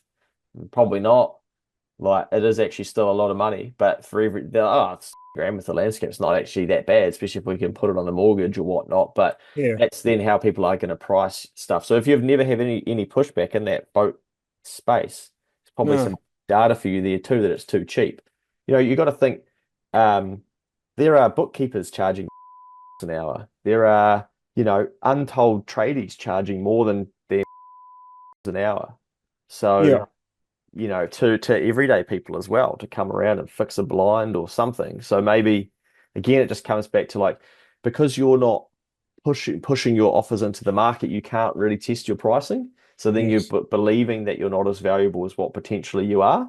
yeah, And the only way that we know that is when people start saying no, right? And that's to yeah, them. It doesn't mean, and if you're getting yeses from other people, it means you are that valuable. Just yeah, means that not to that person because you haven't articulated well enough or they've, got another option or whatever. So hmm, I think because you're coming from a place of like, I need this income and we're getting out of that hustle mode of that first year, the risk is that you then still end up undercharging. And, yes, you know, yeah, you might want to. I mean, you could probably go around and figure out what other people are charging in the region, right? To give you some more confidence about shit. Like, look what these people are charging for mm, different types of work. But I think that boat space is probably quite nichey, and I think if you can get into it, it's yeah, probably going to be, millions of dollars worth of work in that space. yeah, yeah, And totally. and that might be like that's the sort of thing that somebody doesn't, go and have a crack at, so you compete with less people, because the default for most people would be, oh, I'm going to post into the Facebook group and be a generalist and just solve anybody's problems if they've got them. Hey, does Mm. anybody have any work for me? Yeah, I could do that. Yep, great. And that'll be their way out. But if you can go and establish yourself in that space, Yeah. and it takes you a couple of years, well, who cares? Like, Yeah. other people aren't going to do it. Um, and if they value what you do and you win it, like we've got a client who's sort of in that industry, Yeah. and once you do good work for the boat owner, they ring you again, because Yeah. are you going to Yeah. trust another random person, like on your $2 million boat, on your Yeah. $400,000 boat, whatever? Probably rather stick to the person that didn't break it, damage it, stick with the person who did what they said they were going to do. Yeah. But I Yeah. would start with back costing to start with, see how profitable some of that work has actually been, Yeah. and then I would start, how am I going to infiltrate that space? Who can I speak to? Yeah. And I think the other thing you need to work on before you go and reach out to any of these people Hmm. is a bit of a written script, or like your proposition to them. And Yes. because I think, you're, like you're saying, your pre-work, you're naturally like shy and introverted, Yeah. you run the risk that you then don't come across like that confident, and that feeds more into your, like, oh, I'll just charge less to get the job, or I won't back myself to say an hour, or whatever you end up, charging things at. Yeah. So Yeah. the more confident you can be with that, then it's not just ringing someone on a whim and like, okay, let's see how we go here. It's like you've got some notes in front of you, right? Like, Yeah. hi, Gordon here from Socket. We work with a lot of boat owners, etc., whatever it is. And just Hmm. just wanted to put myself in front of you in case there was ever any maintenance you needed done, or whatever, you write something so you've got it, so that you're not um I've got references from other boat owners or whatever, Hmm. and you're not, it's not going to be as scary, because you're basically like ringing up, you already sort of know what you're going to say. Yeah. I can come and meet with you. I can, but whatever. And Yeah. that's how we bridge the gap from, this is very scary and fuck, I have to ring this random person and try and sell them something, to, okay, no, I know what I'm ringing for. And when sales people cold call people, they don't just randomly ring a number and go like, okay, let's, Yes. just see if they answer and have a chat. And they're like, bang, this is who I am from where, and I need some of your time to tell you about this and how it's going to Yeah. help you in your life. Yeah. And if you can kind of do that, then I think your belief will be, oh, that I'm shy and whatnot, but you won't come across like that. So it doesn't matter if you're shy or introverted. Yeah. Okay. But if you ring with no plan, Yes. Yeah. you're gonna fucking struggle, and you're gonna live into your shy introvertedness, and you're gonna believe that too, and you're gonna think that, and then they're gonna Yeah. And it subconsciously pick up feeds on on it. itself and Yeah, yeah. blah, blah, blah. Yeah. So all you got to do is just do like a little bit of prep, right? What do you think they would need to hear? Okay, well, let's have that prepared. Yeah. And like, again, spend some time like writing that down, and I think you'll Yeah. come across as a lot more confident. You could even weave in there, look, I'm actually a tutor at etc. etc. The more that, like, you can live into your own validity and value, the more valuable you will be. So just like me, if someone says, shit, man, it's 7 grand to do this over 3 months, like that seems expensive. I'm like, well, the first time I heard that, I was like, oh, okay. And I would try to explain to them why it is. But now I'm sort of like, well, heaps of other people pay it and they say that it's really valuable. So actually, you're like, that's a you thing, not a me thing. Yeah. Yeah. Yeah. I know. Like, funny you said that because when you said to me, it was like, I think I was talking to you about it and you were like, you need to be fully committed. I don't really need the work. Yeah. I was like, okay, that's where I want to be. Like, Nice. because Yeah. like that's just it's like take it or leave it. Like you're confident in what you do. You know that if I hold up my end of the deal, the 7 grand's going to come back into my pocket. So it's kind of a selling point with a bit about being confident and like you're saying to me, okay, well, see you later. If you're not committed, see you later. Yeah, and I guess in the back end for me, like just on that, and I, not to like use us as an example, but I tuck up my sleeve that I'm like, well, I've actually had people go through this. I've had Google reviews. They've told me it's changed their business. They've told me it's changed their life. Therefore, like I know that it's valuable. But I Yeah. always, in the back of my head, I'm like, and I can always refund someone if they said it was shit. And I just go, okay, sweet, I'll refund it. Because like Yeah. I'm not gonna risk like all the hard work that I've done on someone who actually thinks like, and I, halfway through with one of them, I stopped charging them. I said, look, you guys actually need to build a website. That's what you need Yeah. to do. And I gave you that answer at month one, and you're not going to do it. Like, stop working with me, go and spend the money doing that. And they were really appreciative, and they ended up going and doing that. And a Mm. year on, they're like, man, it's been a game changer. Um, Yeah. or I can like or I take up my sleeve and like if I can't get this business to where I think it's going to get to, well, I'm just going to keep working with them. Like the 90 days might end, but I'm like, oh fuck it, I'll just like Yeah. I'm just as committed. And I think that's the like that's an extension of the value that you know that you can provide. And not same for me, but it's the same for you. Like, and we forget that it's like they might Yeah. challenge you on pricing, but you know that you act like on good values, you care, Yeah. you quality. You're not going to risk your reputation. If it's not right, you'll go back and fix it. And we forget all of those things, and those things are Yeah. actually really valuable too. And so you kind of forget that, like, when you're trying to convince them that it's okay for them to pay that, that you're doing that because you know, well, that's tying me up and I can't do anything else in that time. And if Yeah. you're not happy, I'm going to fix it. And if it turns out that you're an asshole, well, I'm probably going to give you some of the money back so that, You go away. yeah, you part on good. And like I've had many clients, mate, that are like working with someone that is just their ball ache of a client. I'm like, why don't we just give them their money back and say, you know what? Like, we got other shit we want to work on. Really sorry we haven't been able to get you the result. And I'm like, fuck, can we do that? I'm like, of course we can. And they Yeah. go and do it. And normally the customer is like, hey, because it's not a Kiwi thing to do, right? We're like, oh no, Yeah. I've got to get it to the end and like let's battle for the money and shit. I'm like, fuck that, man. That's like a 2 grand unpaid invoice. Let's just say to them, look, we're going to write this off. We can't have anything to do with you in the future. Let's word it really nicely. Let's go win the next grand. And I think it's Yeah, like, totally. Yeah. yeah, Because gives you that power. chasing that money or putting up with that client is costing you more than Yeah. you're going to get from keeping them. So like if somebody does think that they can get it cheaper or whatever, well, like that's up to them to decide, and that's up to them to effectively accept that risk, right? Like even my Yeah. mum was having her like hedges trimmed or some shit the other day and was like, oh, the young guy's $30 an hour. I said, Mum, that dude's going to go out of business.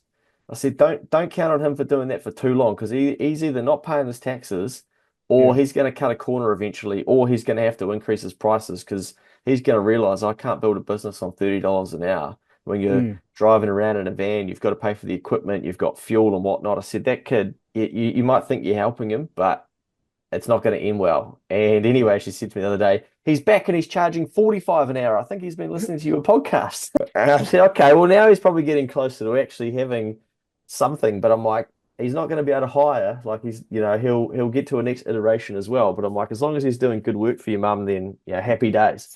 Hang on. Yeah. Yeah. So yeah, I think like the lesson there as well is like just because you might be shy and introverted and sort of therefore tying your value to that, really value is in the eye of like, did Gordon do a good job? Did Socket do what they said they would? Did they communicate well? Did they leave, you know, shit everywhere? Did they Yeah. turn up late? Like all of those little things are the things that actually create value as a in any trade, right? Yeah. Same as my industry, like accountants. It's like, man, I can't get a hold of my accountant. Then they lose their value. Oh, Yeah. these dudes, like they respond within 24 hours. Like it's way more valuable, you Yeah. know? When really like all it is speed. Yeah. And then as soon as you're making mistakes as well, like, oh, they make mistakes. And so every time any business owner makes a mistake, we're like, shit, okay, we'll acknowledge it, communicate it, really sorry. What can we do to correct it? And that's how Mm. you maintain your value. It's not Yeah. like, oh shit, he's extroverted and they've got a great like Facebook presence or whatever. That means that they're really valuable or whatever. Yeah, that can create perceived value, but normally value is we'll do what we say and we will like make it right when we don't. Yeah. Yeah. Okay. Yeah. Good man. Okay, so thinking through like what we need to focus on, right? So we've got the financial side, we've got business development, we've just sort of covered some of that. Like the hard thing for you, mate, with where you're at in business is like there's no silver bullets. Like sometimes I can, do these sessions and it's like, oh shit, there's these 6 little things that we can just tidy up. Let's take an Yeah. e-commerce business, right? Or a business that's already established. Yeah. and they are like, shit, we know we're good at what we do. We know it's profitable. We need more sales. And we start digging into it. It's like we don't have Google reviews. We don't have any Facebook ad tracking set up. We're not even running ads. We're not even picking our email database. Yeah.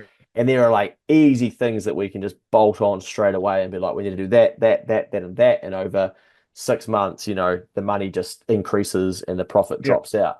You're still in that grind stage of like, you got to get knowing, you've got to win some work, you've got to do it well, you've got to get some rough and tumbling, yeah, you've got to test your pricing, and you've got to then like build the reputation. You're in that phase, and Yeah. there's like you've broken the back of the first year. You know the market will pay you. Now we're being deliberate about where we want the business to go, but we're still going to like build it. It doesn't just happen, and it can be Mhm. slow, and that's the frustrating bit. Is like, shit, this won't Yeah. just happen quickly, and it's not like you'll pick up the phone to every design and build firm, boat builder, and those. Oh, mate, fucking beautiful. You're in touch, mate. Yeah, buddy, we've been waiting for you to. They'll be like, oh, mate, we're busy. We don't need you. But like Yeah. slowly, it might come back around. And then in 12 months' time, you're back in touch with these guys.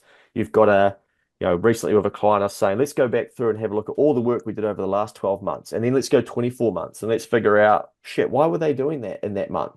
When was the last Mhm. time we were in touch with them? We haven't spoken to them for 9 months. What the hell? Why not? They spent, grand with us. They Yeah. must they must still be in business. Let's ask them how they're going. What have they got on? What have they got coming up? Do they need us to help with anything? And then the snowball starts to get a bit easier because you start to systemize like the next wave of work. Yeah. But in that Yeah. initial grind, it's like, right, we just got to get out there, get knowing, get a job underway, deliver it, and rinse and repeat. Mhm. But it's exciting because if you carry on down the path that you were on or are on, it's just basically like you get another year down the track. You Yeah, probably, that's what I don't want to be. I don't want to be, which is another reason I came to you. I'm like, fuck, it's June now. mm, I don't want to be having the same stress as what I had last January, or December, January, February, where I just don't know what I'm doing. yeah, And so just getting some direction and hey, like this is what we need to do. This is how I see you building some clients I don't, yeah. yeah, yeah, This is yeah, like you say, this is how I see you being able to shake a tree. Like, okay, you know, and yeah, like you said, I'm not going to call 10 boat builders and get 10 yeses. It's all about consistency and numbers and stuff like that. But yeah, yeah. More outreach, more revenue. That'll be your answer, right? It's like a real estate agent. The more phone calls they make, the better the yeah, deals, the more outreach, like they end up doing transactions, and that's what sets the successful ones aside yeah, from the like, oh, it's yeah, crazy, the market's really slow out there. But eventually, you don't you like as you go through the business journey, you don't have to do as much of it because the phone starts ringing back the other way, right? He solved our problem last time. He did what he said he was going to do. Let's get in touch with him. Um, yeah, Even, like I did a speaking gig, it might be a month ago, right? And I texted yeah, the dude after, said thanks for having me, etc. Great day. But after I left, I didn't hear yeah, back. I'm like, man, that's weird. It's like he's a really like astute dude. So that's strange. I was like, there's a lingering feeling in my head, like, fuck, was it not what he thought it was going to be? They yeah, paid the invoice. I'm like, okay, well, that's good. But I'm yeah, like, it's still nagging at me. I'm like, man, I want to walk out of those and be like, fuck yeah, we're glad we booked that guy. I'm like, what is going on here? I'm like, the only way I can solve this is basically to get back in touch with him. So I texted him yeah, this morning, and because I keep thinking about it, I'm like, it's just a waste of my brain yeah, capacity. So I said, hey, just checking in to see how the rest of the day went. Hope you got good feedback. Question mark, and everyone had a good day. Thanks again for having me. Hey mate, yeah, shit, just realized I didn't respond to your previous message. How rude. So like the brain is like, oh, I wonder if it wasn't good enough, yeah, what's going on there. And he's like, great day overall, blah, blah, blah. Have recommended you to a couple of other businesses. yeah, sick. Yeah, Epic. Okay. So my brain is like, fuck, worry, fear, not good yeah, yeah, enough. Oh shit, mate, what's going on there? He's like gone and told two other business owners, you should mm, book this guy. And so then I'm like, oh, epic. Okay. That is like now I've got the true data. And so, yeah, and now it's like over the next 12 months, someone will probably get in touch and be like, hey, can you come speak at this? And I'll think, oh, yeah, epic. I've done that work. But really, he's done it for me, saying to them, keep this guy yeah, on your radar. I'll probably pop up at some stage. And when it's their turn, then I become the guy. So But again, like that the more reps you do, the more the snowball rolls, and it does eventually come back. But you still got to Yeah. go through the grind, right, of doing it. Yeah. Yeah. Yeah. And I think it's really undervalued in New Zealand of checking back in with people that you've done work with to find out how they're going. Like Yeah. and just like maintaining those relationships. You've probably heard us say on a podcast recently, but one of our clients in the landscaping space, Yeah. that's how they've maintained their business is basically just stopping in at each of their old jobs that they've done and like Yeah. physically going in there, like, hey, you happy with everything? How's it looking? Shit, Yeah. like, oh, and bang, it's turning into more revenue. Yeah. Yeah. Yeah. I was going to go back to the start of my notes. So I had written down cash flow, which I think we've covered well. Yeah. Taxes we've covered well.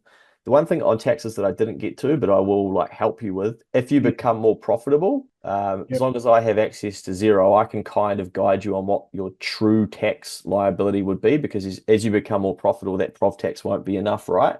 Yes. Yeah. So as we sort of touched on, doesn't mean that you need to pay it in advance, but at least you can kind of see what's yours and what's the IRDs. And as you become more Yeah. profitable, it's pretty valuable to do that. So if let's say, um, more profitable and for real easy numbers, my prov tax, you say to me, oh, look, you've done so fucking well that, um, this is looking more like 10 grand Yeah. per three things. What's the benefit of me saying, okay, great, let's pay that instead of paying 5 grand, let's pay 10 grand? Does that just mean that then in the April or the February or whatever it is, the year after, my terminal tax is less? Yes, yeah. I'll give you a good example. So recently you've got a client, right? And he hasn't paid any Yep, provisional tax because he had a pretty tough last year. So he had terminal tax, paid a bit of that, but wasn't obligated to yep, pay provisional tax. He'd cleared most of his profits with a PAYE salary as well. So getting a little bit complicated, but he'd sort of yep, paid his salary to himself through the payroll system. That keeps your mm, profit down. But he was more profitable. And I said to him, mate, like you need to put some money aside for tax because the money you're gonna have to pay this at some stage. We get to May. I said, mate, yep, oh, sorry, we get to April. I said, in May, you're not obligated to make a payment, but when I do your accounts, I guarantee you're going to have a grand tax bill. And anyway, I do his accounts. I said, you could pay something if you want, but you're not obligated to. It'll just be terminal mm, tax in April next year. So then I do the accounts and I'm like, right, mate, you do have grand worth of tax to pay. The IRD no now. Again, you're not obligated to pay it until April next year.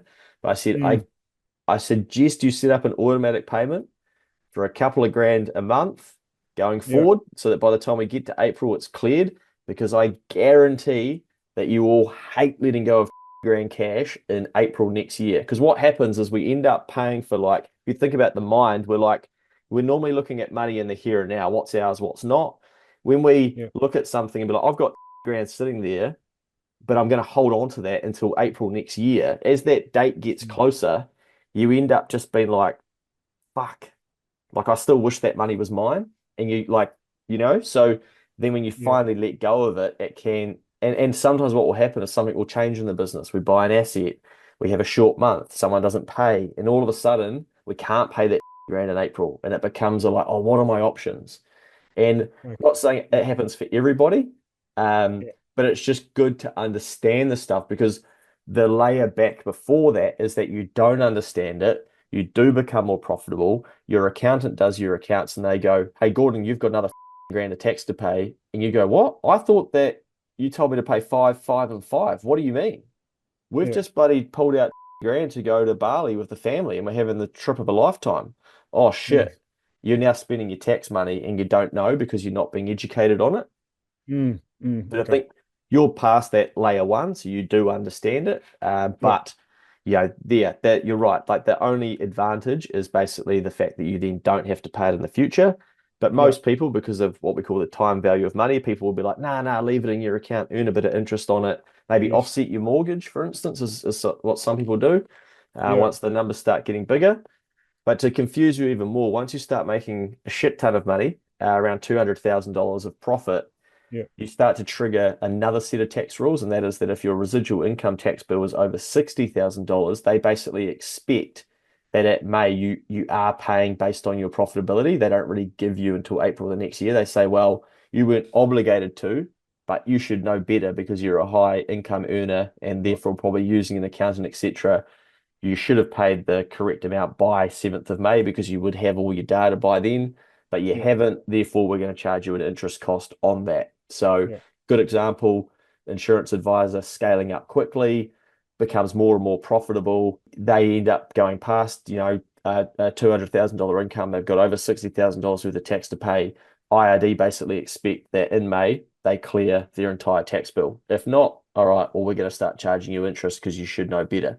So then he's got the use of that money if he doesn't give it to them. So they're trying to, take it from the taxpayer and decrease their risk that it doesn't get paid at some stage. Okay. There's some real tax 101, 201, and 301 for you. Yeah. Hey, I one thing you said at the start, you were keen to understand Xero better. From the things that we have touched on today, has that been helpful? Is there anything you want to understand in Xero that we haven't looked at? Yeah, like, and I tried to get onto my accountant about it, but I think everything, again, I have no idea. I know roughly how Xero works, but I've been given no real tuition on it, and it, like, these things are great, but to me, am I coding things right? And like, how do I code things better? Because I've had so, like, for want of a better term, in that materials that you've just got on, there might be a, like, in those Telfers and Radcliffe and whatever, there's probably a set of some tools in there that's covered in that cost. But because it was a monthly bill, I've just paid it as a monthly bill and not split it out. And like, I want to be better. It comes down to knowing my money more. Like, how much am I putting into my truck and diesel each week?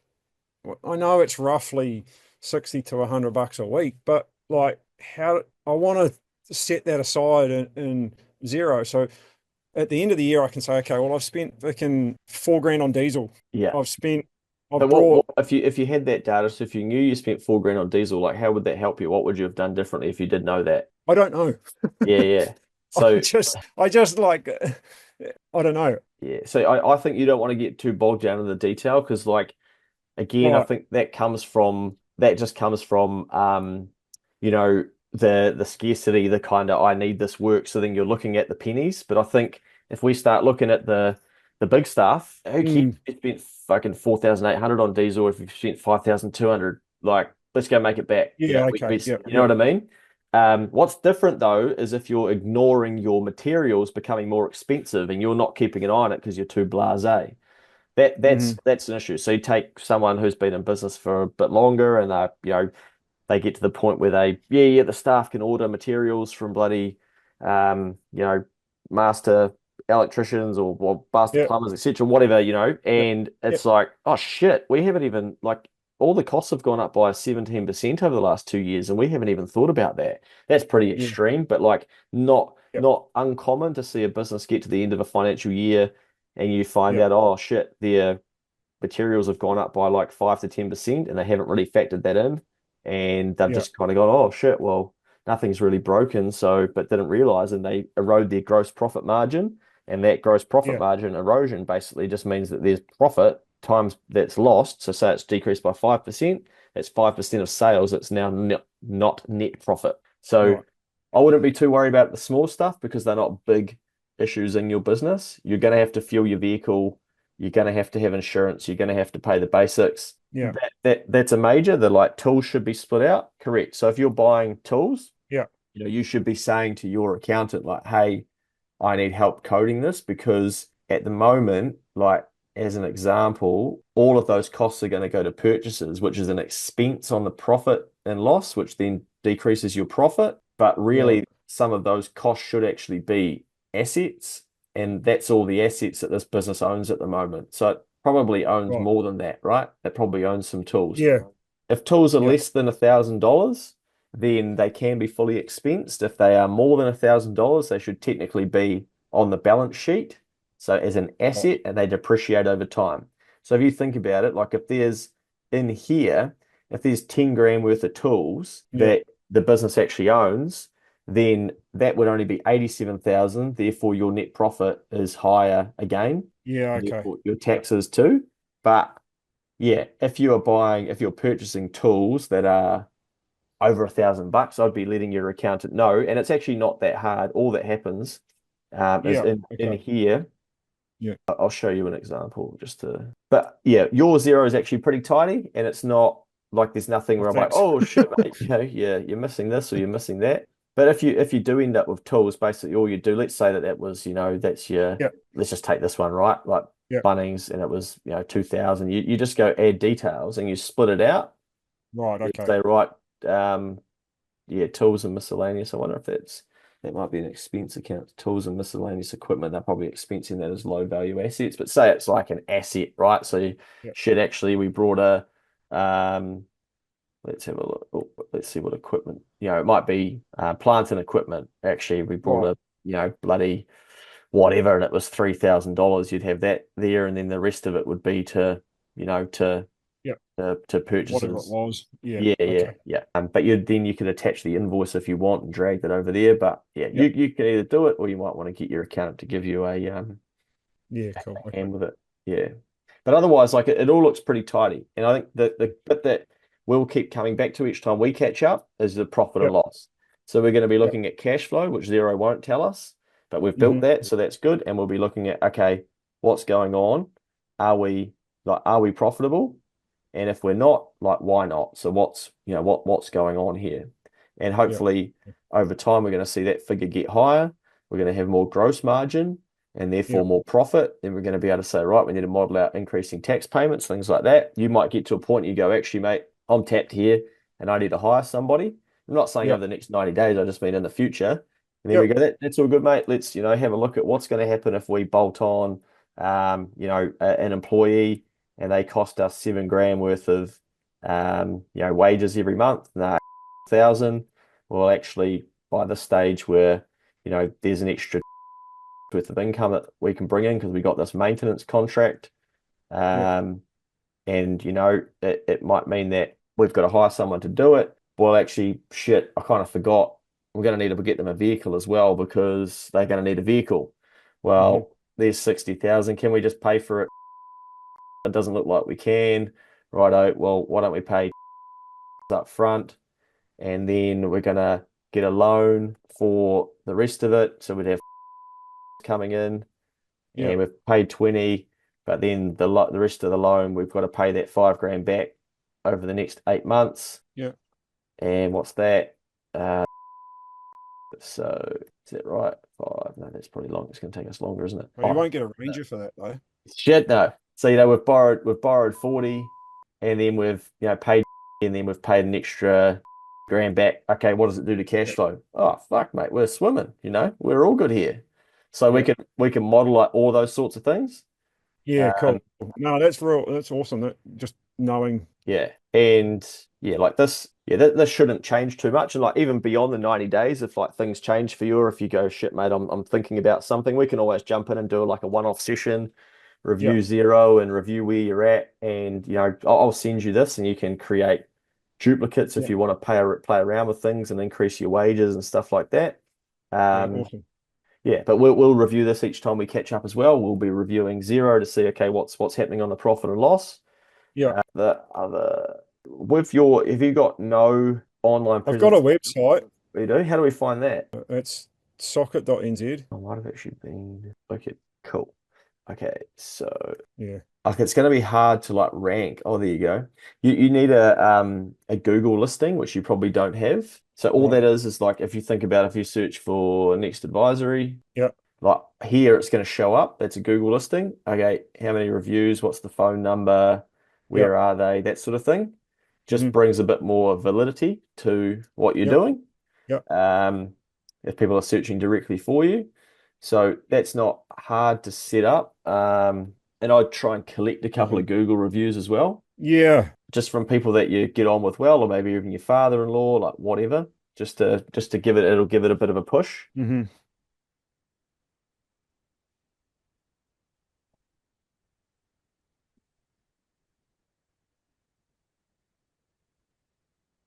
Views. Yeah, that can take a bit of. I'd get started on that sort of straight away because you've got to Yeah. verify your address and shit like that. But that should give you some instructions of how to do it if you Okay. if you Yeah. Google it. It's Yeah. it's, it's worth doing. I mean, we can explore in time like marketing and stuff, but I think, the risk is if you look at what we're doing or somebody else, like you just probably that's the next chapter. I don't think, you're going to need to, because you're going to chew through some cash doing, ads and all sorts of different stuff. And you probably find that your inquiry would just be everyday people Yeah. wanting something fixed around their house. Yeah. I think Okay. I said here as well, like, remember, if you get desperate, you can always post into a Facebook group or shake the tree, right? So, Yeah. like, I'd imagine that there's still going to be work out there that you can do, right? Well, yeah. I mean, like if I get desperate, it's 65 bucks an hour sort of thing. You know what I mean? Yeah, yeah. And like, it might be that you don't even like if we replace the $65 an hour for your mates and you go, I'm just going to go around and fix some stuff at people's houses or whatever. Yeah. And you're then charging travel, you're charging an admin fee, whatever, Yeah. and it becomes more than $65 an hour. And you go, oh Yeah. Totally. shit. You know what I mean? So Yeah. there's always that lever. Mm. There's always going to be work. So for us to be thinking scarcely is not really that Yeah. valid because there will always be somebody who needs your help. Yeah. Yeah. Totally. Okay, so we've obviously covered a fair bit of ground, mindful of time. Is there anything that you want to discuss to finish up, or anything that we haven't touched on that you'd like to touch on? I guess from your point of view, most important thing for me to work on immediately. Yeah, so I would say no more $65 an hour stuff. Yep. Can we stop the tutoring? Maybe not. Can we halve it? Can we find another solution? Can somebody else do it? Don't know. But Yep. that's a project. It's not a like, we need to do it Yep. right now. We say no Hmm. to the 65, we get some time back. We say no to the tutoring, we get some time back. We can't say no to the tutoring. All good is what it is. But we get our time back from the no and the 65s.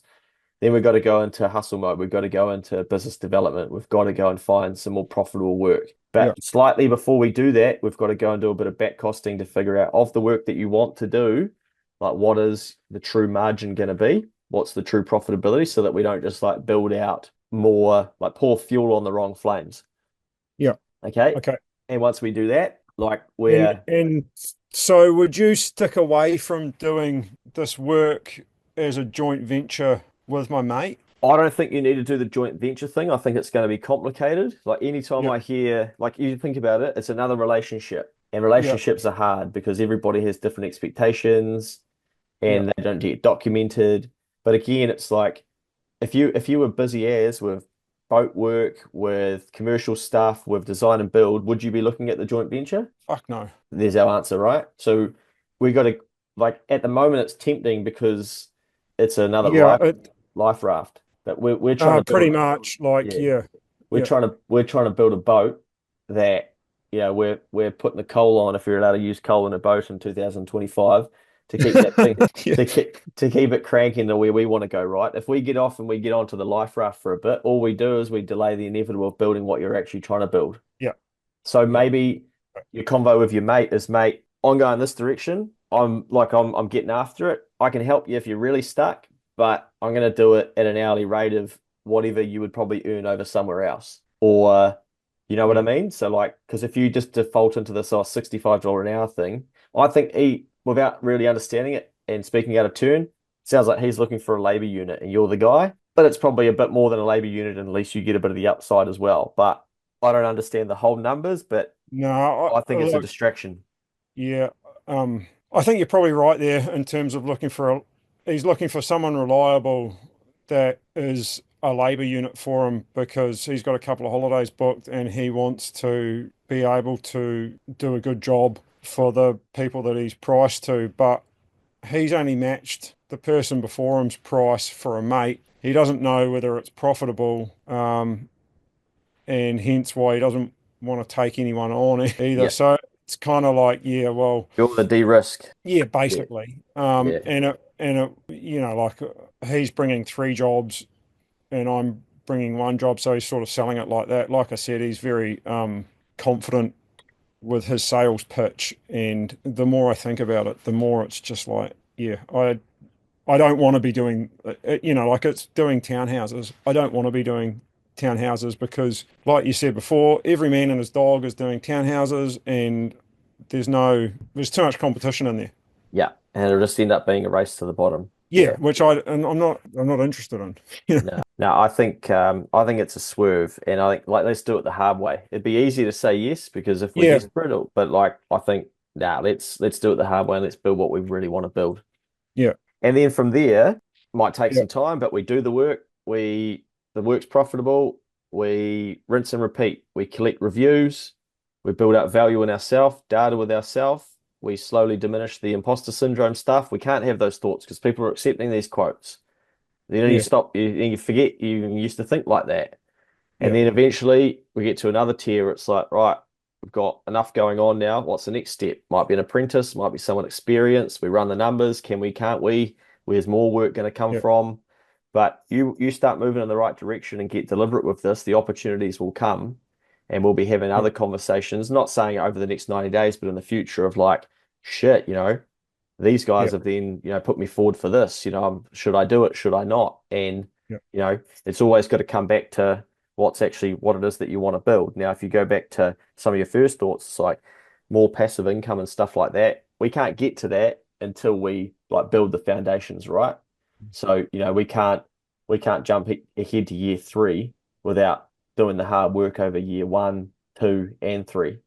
yeah, And we, might happen faster than that, but we can slot in an apprentice, we can slot in somebody else. We might pick up a grand a year maintenance contract that costs us grand plus a ranger and some other costs and whatnot, and a bit of sacrifice from your yeah, time, but maybe it's worth it. yeah, And we can totally. explore that. And I think the passive side of it and the you not needing to be on the tools all the time will come. But I Yeah, think you've got to like protect your time and be deliberate with your time. And at the moment, you're basically just giving your time to everybody, whether it be like tutoring, your mates, your yeah, father-in-law. It's time to get a bit selfish and be like, fuck it, you've got yeah, yourself in a position yeah, to have a go. Let's have a go. yeah. Okay, awesome. Good man. This is fucking exactly what I need to hear. Perfect. Well, that's what I like to hear. Well, if we go right, it's the start of June now, so let's go, Yeah, okay, halfway through July. Oh, sorry, start of July, halfway yeah, through August to see where you're at. So why don't we say the 13th of August? Does that work for you? yeah. But it does now. I was about to say you won't be doing a $65 an hour job, will you? No. But yeah, if anything pops up in the meantime that you're not, that you're a bit Yep. stuck with or whatever, just shoot me an email or a text and I can give you a hand. But I feel like you've got enough to get yourself started there. Okay. You'll send me I'll all send this you, with a few yeah, bullet points, yeah? yeah, I'll send you this. This is Yep. your like, keep coming back to this. We'll green it off together, but Mm. you can green things if you do get them done. A lot of these things are like, it's not, clear actions, are more sort of themes and what we need to be making sure Yep. we're moving towards. I'll Yep. send you this as well, invite you Yep. in. I'll send you a wrap up email. I'll send you a Perfect. calendar invite for the 13th, Yep. 10 a.m. Hmm. And yeah, I'll be here if you need me, if anything else pops up. No, awesome. Good on you, mate. That went bloody Perfect. fast. Yeah. Yeah. 2.5 hours. It didn't seem that long, but Yeah, top man. Well, no. yeah, well done. And I think, you've done that. Like I say, keep reiterating, you've done the hard work to give yourself a crack. So yeah, let's Yeah. let's rip the Yeah. Let's band-aid off. and give it a real good crack. Yeah. Which is what I want to do. Like I sort of said to Claire, I've got 5 years to do this, and otherwise yeah. So year one in, I don't want to be in the same position at the end of next year. So I need help, Yeah, and you've given me the start, which is fucking awesome. Thank you. good on you, mate. I'm sure you'll have a completely different looking business in 12 months' time. So I'm looking forward to seeing what that looks like. Yeah, perfect. Yeah, let's do it. All right, mate. Enjoy the rest of your week and we'll stay Yeah, in you touch. too. Yeah, awesome. Hey, thanks heaps, Luke. Appreciate it. No problem. See you, bud. Mate.